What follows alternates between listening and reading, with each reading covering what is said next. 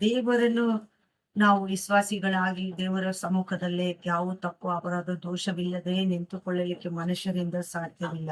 ಯಾಕೆಂದ್ರೆ ಮನುಷ್ಯರು ಮಾಡುವ ಪ್ರತಿಯೊಂದು ಕಾರ್ಯಗಳು ಕರ್ತನ ಮುಂದ ವ್ಯಾಪಕವಾಗುತ್ತವೆ. ಪ್ರಿಯ ಸೋದರ ನಾವು ಈ ಸಮಯದಲ್ಲಿ ಒಂದು ಚಿಕ್ಕ ಪ್ರಾರ್ಥನೆಯನ್ನು ಮಾಡಿಕೊಂಡು ದೇವರ ವಾಕ್ಯ ಕಡೆ ನಾವು ಗಮನಿಸೋಣ. ದೇವರ ವಾಕ್ಯವನ್ನು ಕೇಳುವ ಪ್ರತಿಯೊಬ್ಬ ಮನುಷ್ಯನು ಭಾಗ್ಯವಂತನೆಂಬುದಾಗಿ ನೋಡ್ತೀವಿ. ತಂದೆ ಆದ ದೇವರಾತ್ಮನೇ, ನೀವು ಒಳ್ಳೆಯಾತನು, ಸತ್ಯವಂತನು, ಪವಿತ್ರನು, ಪರಿಶುದ್ಧನಪ್ಪ. ನಾವು ಏನಲ್ಲ ಮಣ್ಣು ಧೂಳಾಗಿದ್ದೀವಿ ಸ್ವಾಮಿ. ಈ ಸಮಯದಲ್ಲಿ ನೀನು ಮಾತನಾಡು ತಂದೆ, ಪ್ರತಿಯೊಬ್ಬರ ಹೃದಯದಲ್ಲೇ ಮಾತನಾಡಪ್ಪ. ಪ್ರತಿಯೊಬ್ಬರಿಗೆ ಅಪ್ಪ ಅವರ ಕಷ್ಟದಲ್ಲೇ, ದುಃಖದಲ್ಲಿ, ಸಂಕಟದಲ್ಲಿ, ಸಮಸ್ತ ಕಷ್ಟಗಳಲ್ಲಿ ಅವ್ರಿಗೆ ಸದೋತ್ರನ ತಕ್ಷಣ ಈಗಲೇ ನೀನು ಬಿಡುಗಡೆ ಕೊಟ್ಟು ನಡೆಸಬೇಕೆಂಬುದಾಗಿ ಯಾರ್ಯಾರು ಕರ್ತನಿಗಾಗಿ ಕಾದಿದ್ದಾರೆ ಅವರಿಗೆ ಧನ್ಯರಬಹುದು. ಯೇಸು ನಾಮದಲ್ಲಿ ನಾವು ಬೇಡಿದಂತಂದೆ, ಆಮೇಲೆ. ನಾವು ಕೀರ್ತನೆ ಬರೆದ ಪತ್ರಿಕೆಯಲ್ಲಿ 11ನೇ ಅಧ್ಯಾಯದಲ್ಲಿ 4ನೇ ವಚನದಲ್ಲಿ ನಾವು ನೋಡ್ತೀವಿ, ಯೆಹೋವನು ತನ್ನ ಪರಿಶುದ್ಧ ಮಂದಿರದಲ್ಲಿದ್ದಾನೆ, ಆತನು ತನ್ನ ಸಿಂಹಾಸನವನ್ನು ಪರಲೋಕದಲ್ಲಿ ಸ್ಥಾಪಿಸಿದ್ದಾನೆ, ಆತನ ಕಣ್ಣುಗಳನ್ನು ಮಾನವರನ್ನು ನೋಡುತ್ತವೆ. ಹಲ್ಲೆಲೂಯಾ.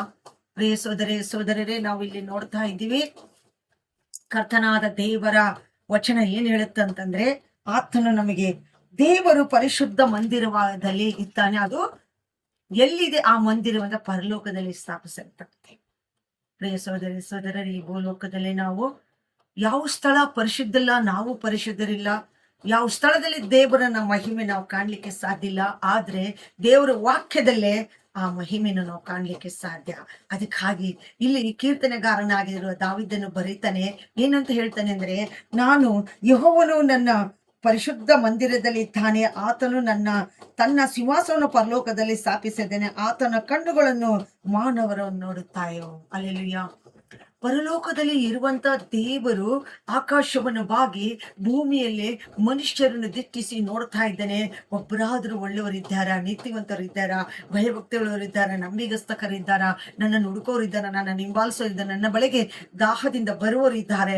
ಬಹುದಿನ ಬದುಕಿ ಲೋಕ ಅನುಭವಿಸ್ಲಿಕ್ಕೆ ಯಾರಾದ್ರೂ ವಿಶ್ವಾಸಿಗಳೇ ಈ ಲೋಕದಲ್ಲಿ ಇದ್ದಾರೆ ಅಂತ ಒಬ್ಬರನ್ನಾದ್ರೂ ದೇವರನ್ನು ನೋಡ್ತಾ ಇದ್ದಾನೆ. ಪ್ರಿಯರೇ, ಇವತ್ತು ಒಬ್ಬರು ನೀತಿವಂತರಿಲ್ಲ ಅಂತ ನಾವು ನೋಡ್ತಾ ಇದ್ದೀವಿ. ಅದಕ್ಕಾಗಿ ದೇವರು ಹೇಳ್ತಾ ಇದ್ದೇನೆ, ನಾನು ಆತನ ಕಣ್ಣುಗಳನ್ನು ಮನುಷ್ಯರನ್ನು ನೋಡುತ್ತಲೇ ಇವೆ, ಆತನು ಅವರನ್ನು ಬಹು ಸೂಕ್ಷ್ಮವಾಗಿಯೋ ಪರಿಶೋಧಿಸುತ್ತಾನೆ. ಹಲ್ಲೆಲೂಯಾ.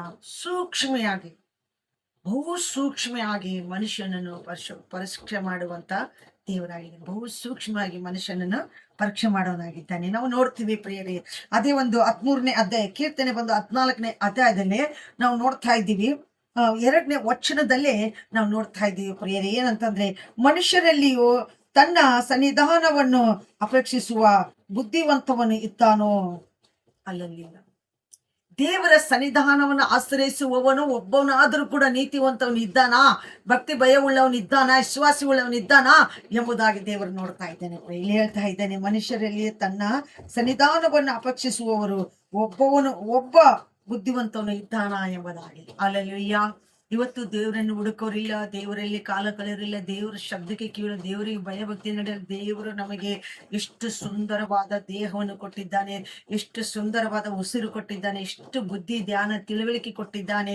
ದೇವರು ನಮಗೆ ದಿನಕ್ಕೆ ದಿನ ನಮಗೆ ಏನು ಉಟ್ಕೊಳ್ಬೇಕು, ಏನು ತೊಟ್ಕೊಳ್ಬೇಕು, ಏನು ಒತ್ಕೊಳ್ಬೇಕು, ಯಾವ ಮನೆಯಲ್ಲಿ ವಾಸ ಮಾಡಬೇಕು, ಯಾವ ಸ್ಥಳದಲ್ಲಿ ನಾವು ಇರಬೇಕು ಅನ್ನೋದು ದೇವರ ಆಲೋಚನೆ ಎಷ್ಟು ದೊಡ್ಡದು ನಮಗಾಗಿದೆ. ಪಶು ಪಕ್ಷಿ ಪ್ರಾಣಿಗಳನ್ನು ನೋಡುವಾಗ ಬಿತ್ತೋದಲ್ಲ, ಕೊಯ್ದಲ್ಲ, ಕೂಡಿಟ್ಟುಕೊಳ್ಳೋದೆಲ್ಲ ಸಂಜನದ್ರ ಕರ್ತನಿಗೆ ಮೊರೆಡುವಾಗ ಕರ್ತನು ಅವರ ಶಬ್ದವನ್ನು ಕೇಳಿ ಅವರಿಗೆ ಬೇಕಾದದ್ದನ್ನು ಆತನ ಆಹಾರಗಳನ್ನು ತಕ್ಕ ಸಮಯಕ್ಕೆ ಒದಗಿಸಿ ಕೊಡಲು ಶಕ್ತಾನೆ. ಮನುಷ್ಯರು ಅದಕ್ಕೆ ಪಶು ಪಕ್ಷಿಗಿಂತಲೂ ಪ್ರಾಣಿಗಿಂತಲೂ ಹೆಚ್ಚನಾಗಿರೋ ಮನುಷ್ಯರು ಏನ್ ಹೇಳ್ತಾನೆ, ನಾನು ಅವ್ರನ್ನ ದಿಟ್ಟಿಸದೇ ಇರ್ತೀನ, ಅವ್ರ ಕೊರತೆಗಳನ್ನು, ಅವ್ರ ಸಂಕಟಗಳನ್ನು ನಾನು ನೋಡದೇ ಇರ್ತೀನ, ಅವ್ರ ಮುಂದೆ ನಾನು ಯಾವತ್ತು ನಿಂತುಕೊಂಡಿದ್ದೀನಿ, ಹೇಗೆ ನಿಂತುಕೊಂಡಿದ್ದೀನಿ, ದೇವರು ನಮ್ಮ ಪಕ್ಷವಾಗಿದ್ದಾನ, ನಾವು ಆತನ ಮಕ್ಕಳಾಗಿದ್ದೀವ, ಆತನ ವಿಶ್ವಾಸಿಗಳಾಗಿದ್ದೀವ, ಆತನ ನಂಬಿಗಸ್ತಕರಾಗಿದ್ದೀವ, ದೇವರ ದೃಷ್ಟಿಯಲ್ಲಿ ನಾವು ನೀತಿವಂತರಾಗಿದ್ದೀವಿ, ದೇವರ ದೃಷ್ಟಿಯಲ್ಲಿ ನಾವು ಭಕ್ತಿ ಉಳ್ಳವರಾಗಿದ್ದೀವ ಎಂಬುದಾಗಿ ಇಲ್ಲಿ ನೋಡ್ತಾನೆ. ಮಾನವನ ಆತನ ಹೇಳ್ತಾನೆ, ಯೆಹೋವನ ಆಕಾಶದಿಂದ ಮನುಷ್ಯರನ್ನು ನೋಡಲಾಗಿ ಒಳ್ಳೆಯದನ್ನು ಮಾಡುವವನು ಒಬ್ಬವರು ಇಲ್ಲ. ಹಲ್ಲೆಲೂಯಾ. ಇಲ್ಲಿ ಹೇಳ್ತಾ ಇದ್ದ ದೇವರ ವಚನ ಏನ್ ಹೇಳುತ್ತೆ ಪ್ರಿಯರೇ, ಯೆಹೋವನ ಆಕಾಶದಿಂದ ಮನುಷ್ಯರನ್ನು ನೋಡಲಾಗಿ ಒಳ್ಳೆಯದನ್ನು ಮಾಡುವವನು ಒಬ್ಬರು ಇಲ್ಲ. ಹಲ್ಲೆಲೂಯಾ. ಆಕಾಶದಲ್ಲಿ ನಿಂತು ಬಾಗಿ ಆತನು ನೋಡುವಾಗ ಮನುಷ್ಯರ ಲೋಕದಲ್ಲೇ ನಾವು ಯಾರು ಒಳ್ಳೆಯವರಾಗಿ, ಪರಿಶುದ್ಧರಾಗಿ, ನೀತಿವಂತರಾಗಿ, ಭಯಭಕ್ತಿಗಳರಾಗಿ, ವಿಶ್ವಾಸಿಗಳರಾಗಿ ಕಾಣ್ತಾ ಇಲ್ಲ ಪ್ರಿಯರೇ. ನಮ್ಮ ಜೀವನದಲ್ಲಿ ನಮ್ಮ ಸಂಕಟಗಳ ಕಷ್ಟಗಳನ್ನೇ ನಾವು ಅನ್ನಪಾಣಿಗಳನ್ನಾಗಿ ತೆಗೆದುಕೊಂಡು ಬಹು ಕಷ್ಟಗಳನ್ನು ಪಡ್ತಾ ಇದೀವಿ. ಅದು ನಮಗೆ ಯಾವುದನ್ನು ಕೂಡ ಸರಿ ಕಾಣ್ತಾ ಇಲ್ಲ ಪ್ರಿಯರೇ. ನಾವು ನೋಡ್ತಾ ಇದ್ದೀವಿ. ಇನ್ನೊಂದು ವಚನವನ್ನ ನಾವು ನೋಡಿಕೊಳ್ಳೋಣ ಪ್ರಿಯರೇ. ದೇವ್ರು ಏನ್ ಹೇಳ್ತಾ ಇದೆ ನಮ್ಮ ಜೀವನದಲ್ಲಿ 16ನೇ ಅಧ್ಯಾಯದಲ್ಲಿ 1ನೇ ವಚನದಲ್ಲಿ ನಾವು ನೋಡ್ತಾ ಇದ್ದೀವಿ. ದೇವರೇ, ನಾನು ನಿನ್ನ ಶರಣನ್ನು ನನ್ನನ್ನು ಕಾಪಾಡು. ಇಲ್ಲಿ ದಾವೀದನು ಹೇಳ್ತಾನೆ, ದೇವರೇ, ನಾನು ನಿನಗೆ ಶರಣನು, ನನ್ನನ್ನು ನೀನು ಕಾಪಾಡು. ಅಲ್ಲಲ್ವಿಯ ದೇವರಲ್ಲಿ ನಾವು ಮೊರೆಯಿಡುವಾಗ, ದೇವರಲ್ಲಿ ನಾವು ತಗ್ಗಿಸಿಕೊಳ್ಳುವಾಗ ಆತನು ನಮ್ಮ ಮೊರೆಗೆ ಉತ್ತರ ಕೊಡ್ಲಿಕ್ಕೆ ಶಕ್ತನಾಗಿದ್ದಾನೆ ಪ್ರಿಯರೇ. ನಾನು ದೇವರನ್ನು ಕುರಿತು, ನೀನೇ ನನ್ನ ಒಡೆಯನು, ನನ್ನ ಮುಖವನ್ನು ನಿನ್ನಲ್ಲಿಯೂ ಮರೆತು ಬೇರೆ ಮಾಡಿಕೊಳ್ಳಬೇಡ ಎಂಬುದಾಗಿ ಹೇಳ್ತಾನೆ. ದೇವರ ಮುಖ ನನ್ನಲ್ಲಿ ನೀನು ಬೇರೆ ಮಾಡಿಕೊಳ್ಳಬೇಡ ಅಂತ ಹೇಳ್ತಾ ಇದ್ದೀನಿ. ನಾನು ನಿನ್ನ ಮುಂದೆ ನಾನು ನಂಬಿಕೆ ವಿಶ್ವಾಸದಿಂದ ಕುರಿತು ನಾನು ಬೇಡ್ತಾ ಇದ್ದೀನಿ, ನಿನ್ನ ಮುಖವನ್ನು ಬೇರೆ ಮಾಡಿಕೊಳ್ಬೇಡ. ಹಲ್ಲೆಲೂಯಾ. ಆತರ ಕರ್ತನು ನಮಗೆ ಹೇಳುವಂಥದ್ದು ಏನಂದ್ರೆ ಪ್ರಿಯರೇ, ನಾವು ನೋಡ್ತಾ ಇದ್ವಿ 17ನೇ ಅಧ್ಯಾಯದಲ್ಲಿ 6ನೇ ವಚನದಲ್ಲಿ, ದೇವರೇ, ನನಗೆ ಸದೋತ್ತರವನ್ನು ದಯಪಾಲಿಸು ಎಂದು ಮೊರೆ ಇಡುತ್ತೇನೆ, ಕಿವಿಗೊಟ್ಟು ಕೇಳಿ, ಭುಜಬಲವನ್ನು ಪ್ರಯೋಗಿಸಿ ಶರಣಾಗತನನ್ನು ವಿರೋಧಿಗಳನ್ನು ರಕ್ಷಿಸುವ ಆತನಿಗೆ ಸ್ತೋತ್ರ. ಹಲ್ಲೆಲೂಯ. ಇಲ್ಲಿ ತಾನು ಹೇಳ್ತಾ ಇದ್ದಾನೆ, ಆತನು ಹೇಳ್ತಾ ಇದ್ದಾನೆ, ಏನಪ್ಪ, ದೇವರೇ, ನಿನಗೆ ನಾನು ಮೊರೆ ಇಡ್ತೀನಿ, ನನಗೆ ಸದ ಉತ್ತರವನ್ನು ಕೊಡು ಎಂಬುದಾಗಿ. ನಾವು ದೇವರಿಗೆ ಮೊರೆ ಇಡೀತೀವ ಪ್ರಿಯರೇ. ದೇವರನ ಮೇಲೆ ನಮ್ಮ ಚಿಂತಾಭಾರವನ್ನು ಹಾಕಿ ಆತನಿಗಾಗಿ ನಾವು ಕಾದಿದೀವ. ಆತನನ್ನು ನಾವು ಸದಾಕಾಲ ಎದುರು ನೋಡ್ತಾ ಇದ್ದೀವ.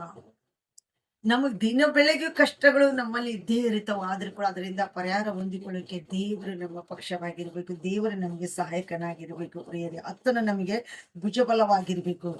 ಆತನ ನಮ್ಗೆ ಭುಜಬಲವಾಗಿದ್ದು ನಮ್ಮನ್ನು ನಡೆಸುವಂತ ದೇವರಾಗಿರ್ಬೇಕು. ಒಂದು ದಿನ ಒಂದು ಮನುಷ್ಯನು ತನ್ನ ಒಂದು ಕಂಗಟ್ಟು ದಿಕ್ಕು ತೋರದೆ ಅಲಿದಾಡ್ತಾ ಇರುವಾಗ ಆ ಮನುಷ್ಯನಿಗೆ ಒಬ್ರು ದಾರಿ ತೋರಿಸಿದ್ರು, ನೀನ್ ದೇವರ ಬಳಿಗೆ ಬಾ ಎಂಬುದಾಗಿ. ದೇವ್ರ ಬಳಿಗೆ ಬರ್ಬೇಕಂದ್ರೆ ಆ ಮನುಷ್ಯನ ಕಡೆಯಿಂದ ಸಾಧ್ಯವಾಗ್ಲಿಲ್ಲ ಪ್ರಿಯರೇ. ಯಾಕೆ ಸಾಧ್ಯವಾಗ್ಲಿಲ್ಲ? ಅವನು ಎತ್ತರ ಜಾತಿ ಉಳ್ಳವನಾಗಿರ್ತಾನೆ. ಅವನು ಬಹಳ ಹೈ ಲೆವೆಲ್ ಜಾತಿಯಲ್ಲಿ ಅವನು ಶೀಲವಂತ ವ್ಯಕ್ತಿಯಾಗಿ ಇದ್ದನು. ಅವನು ಬ್ರಾಹ್ಮಿನ್ಸ್ ಕುಲದಲ್ಲಿ ಹುಟ್ಟಿದವನಾಗಿದ್ದನು ಪ್ರಿಯರೇ. ಒಂದು ದಿವಸ ಅವನು ತನ್ನ ಮಂಡ ಹಠದಿಂದ ತನ್ನ ಕುಟುಂಬವೆಲ್ಲವನ್ನ ಕಳೆದುಕೊಂಡು ಬಿಟ್ಟ ಪ್ರಿಯರೇ. ತನ್ನ ಕುಟುಂಬ ಎಲ್ಲವನ್ನ ಕಳೆದುಕೊಂಡು ಬಿಟ್ಟ. ಯಾಕಂತಂದ್ರೆ ಅವನಿಗೆ ಒಂದು ಮನುಷ್ಯನು ಬಂದು ಅವನ ಪಕ್ಕದಲ್ಲಿ ಕೂತುಕೊಂಡು, ಒಬ್ಬ ಮನುಷ್ಯನ ಅವನಿಗೆ ಒಂದು ಕರಪತ್ರೆಯನ್ನು ಕೊಟ್ಟ, ನಿನಗೆ ಮುಂದೆ ಭಯಂಕರ ಕಷ್ಟಗಳು ಬರ್ತಾವು, ನೀನ್ ದೇವರನ್ನ ನಂಬು, ಯೇಸು ಕ್ರಿಸ್ತನನ್ನು ಸ್ವೀಕರಿಸು, ನೀನ್ ಎಲ್ಲಾ ಕಷ್ಟದಿಂದ ಪಾರಾಗ್ತೀಯ, ನಿಮ್ಮ ಮನೆಯಲ್ಲಿ ಅನೇಕ ಪ್ರಾಣಗಳು ನಿಂತೋಗ್ತಾವು, ಆ ಪ್ರಾಣಗಳು ಉಳಿಸ್ಕೊಳ್ಳೋಕೆ ಯೇಸು ಕ್ರಿಸ್ತನ ಸಾಧ್ಯ, ಆತನಲ್ಲಿ ನೀನು ಬೇಡು ಅಂತ ಹೇಳಿ ಒಂದು ಪತ್ರಿಕೆನ ಕೊಟ್ಟೋದ್ರ. ಆ ಮನುಷ್ಯನ ಅದನ್ನ ತಂದು ಜಾಡಿಸಿ ಒಗೆದು ಬಿಟ್ಟ ಪ್ರೇರಣೆ. ಒಗೆದು ಬಿಟ್ಟು ಮನೆಗೆ ಹೋದ. ತಿರಸ್ಕಾರ ಮಾಡಿ ಅವ್ರನ್ನ ಬೈದು ಅವರಿಗೆ ಸಿಕ್ಕಾಪಟ್ಟೆ ಮಾತನಾಡಿ ಆತನ ತಕ್ಷಣ ಮನೆಗೆ ಹೋದ ಮೇಲೆ ಮನೆಗೆ ಹೋಗಿ ನಿಂತ್ಕೊಳ್ಳೋಷ್ಟೊಳಗ ಒಬ್ಬ ಮಂತ್ರವಾದಿ ಅವನ್ ಮನೆಗೆ ಬಂದ. ಆ ಮಂತ್ರವಾದಿ ಹೇಳ್ತಾನೆ, ನಾನು ಹೇಳಿದ್ದನ್ನ ಕೇಳ್ಬೇಕು ಅಂತ ಹೇಳ್ತಾನೆ. ಅವನು ಹೇಳ್ತಾನ, ನಾನು ಇಂಥ ಪಂಡಿತರು ಇಂಥ ವೀರ ಸೂರರು ನನ್ನ ಹತ್ರ ಬಂದು ಹೇಳಿದ್ರು, ನಾನು ಕೇಳಿಲ್ಲ, ನನಗೆ ದೇವ್ರ ಮೇಲೆ ನಂಬಿಕೆ ಇಲ್ಲ, ನಿನ್ನ ಮೇಲೆ ನನಗೆ ನಂಬಿಕೆ ಇಲ್ಲ, ಇಲ್ಲಿಂದ ಹೊರಟು ಹೋಗು, ಮರ್ಯಾದಿಂದ ನೀನು ಹೊರಟು ಹೋಗು ಅಂತ ಹೇಳಿ ಅವನೇನ ಅವಮರ್ಯಾದೆ ಮಾಡಿದ್ರು. ಪ್ರಿಯ ಸೋದರರೇ, ದೇವರ ಮಕ್ಕಳಿಗೆ ನೀವು ಅವಮಾನ ಮಾಡ್ಬೋದು, ದೇವ್ರ ವಾಕ್ಯಕ್ಕೆ ನೀವು ಅವಮಾನ ಮಾಡ್ಬೋದು, ದೇವ್ರ ಸೇವಕರಿಗೆ ನೀವು ಅವಮಾನ ಮಾಡ್ಬೋದು, ದೇವರ ಮಕ್ಕಳನ್ನು ನೀವು ತಳ್ಳಿ ಬಿಡ್ಬೋದು. ಆದ್ರೆ ಸೈತಾನ ಹಂಗೆ ತಳ್ಳಿಬಿಟ್ಟ ಹಾಗೆ ಅವನು ನಿಮ್ಮನ್ನು ಸುಮ್ಮನೆ ಬಿಡುವುದಿಲ್ಲ, ನಿಮ್ಮನ್ನು ನಾಶನವನ್ನು ಮಾಡಿಬಿಡುತ್ತಾನೆ. ಪ್ರಿಯರೇ, ಸೈತಾನನ್ನು ಸಂದೇಶವನ್ನು ತೆಗೆದುಕೊಂಡು ಬಂದಾಗ ಅವನು ನಿರಾಕರಿಸಿದಾಗೆ ದೇವರು ಏನ್ ಮಾಡಿದ, ಅವನ ಆ ಒಂದು ಮಂತ್ರವಾದಿ ಹೋಗೋ ಮುಂದೆ ಅವನಿಗೆ ಏನ್ ಮಾಡಿಬಿಟ್ಟ ಗೊತ್ತಾ, ಒಂದು ಕೆಟ್ಟ ಮಂತ್ರವನ್ನು ಮಾಡಿ ಕಟ್ಟಿಬಿಟ್ಟ. ಪ್ರಿಯರೇ, ಅವನು ಹೇಳ್ದ, 1 ತಿಂಗಳಲ್ಲೇ 6 ಹೆಣ ನಿನ್ನ ಮನೆಯಲ್ಲಿ ಹೊಟ್ಟೋಗ್ಬಿಡ್ತಾವ ಅಂತ ಹೇಳ್ಬಿಟ್ಟ. ಪ್ರಿಯ ಸೋದರರೇ, 2 ದಿವಸಕ್ಕೊಬ್ರು ನಿನ್ ಮನೇಲಿ ಸತ್ತೋಗ್ಬಿಡ್ತಾರ ಅಂತ ಹೇಳ್ಬಿಟ್ಟ. ಅವನು ಅದಕ್ಕೆ ತಮಾಷೆ ಮಾಡಿ ಗೇಲಿ ಮಾಡಿ ಹೊರಟು ಹೋಗ್ಬಿಟ್ಟ. ಹೋಗುವಾಗ ತಕ್ಷಣ ಮನೆಗೆ ಹೋಗ್ತಾನೆ. ಅವ್ರ ತಂದೆ ಸೀರಿಯಸ್ ಅಂತ ಹೇಳ್ತಾರೆ. ತಂದೆ ಸೀರಿಯಸ್ ಅಂತ ಅನ್ನೋದು, ತಂದೆಗೆ ಎಲ್ಲ ಹೋಗ ಹಾಸ್ಪಿಟಲ್ ಅಡ್ಮಿಟ್ ಮಾಡಿ ದುಡ್ಡು ಖರ್ಚು ಮಾಡಿದ್ರೆ ಅವ್ನ ಪ್ರಾಣಗಳನ್ನು ಅವ್ನು ಸತ್ತು ಹೋಗ್ತಾನೆ. ಇನ್ನೊಂದು 4 ದಿವಸಕ್ಕೆ ತಾಯಿ ಆರಾಮಿಲ್ಲ ಅಂತ ಮಲಗ್ತಾಳೆ. ಆಕೆಗೂ ಅಷ್ಟು ಹಾಸ್ಪಿಟ್ಲಿಗೆ ತೋರಿಸ್ತಾರ, ಪ್ರಯತ್ನ ಮಾಡ್ತಾರೆ, ಆಕೆ ಬದುಕಲ್ಲ, ಸತ್ತೋದ್ಲ ಅಂತ ಹೇಳ್ತಾರೆ. ಹೀಗೆ ಅವನು 3 ಜನ ಅಂತಮ್ಮರು ಸತ್ತೋಗ್ತಾರೆ. ಅವನು 2 ಅಕ್ಕ ತಂಗಿರು ಕೂಡ ಸತ್ತಾರೆ. 1 ತಿಂಗಳಲ್ಲಿ ಅವನು 6 ಜನ ಸತ್ತು ಹೋಗ್ಬಿಡ್ತಾರೆ ಪ್ರಿಯರೇ. ಸತ್ತು ಹೋದಾಗ ಲಾಸ್ಟಿಗೆ ಅವನು ಒಬ್ಬರನ್ನ ಮಣ್ಣು ಮಾಡಿ ಮನೆಗೆ ಬರ್ಬೇಕಾದ್ರೆ ಮಣ್ಣು ಸಮಾಧಿ ಮೇಲೆ ಬಿದ್ದು ಅಳತಿರುವಾಗ ಅಲ್ಲೇ ಸಮಾಧಿಯಲ್ಲೇ ಒಬ್ರು ಬಂದು ಮತ್ತೊಂದು ಕರಪತ್ರಿಕೆಯನ್ನು ಕೊಡ್ತಾರೆ. ಈ ಕರಪತ್ರಿಕೆಯನ್ನು ತಗೋ, ದೇವರು ನಿನ್ನ ರಕ್ಷಿಸ್ತಾನೆ, ದೇವ್ರು ನಿನ್ನ ಕರಿತಾ ಇದ್ದಾನೆ, ದೇವ್ರು ನಿನ್ನ ಕಾಪಾಡ್ತಾನೆ.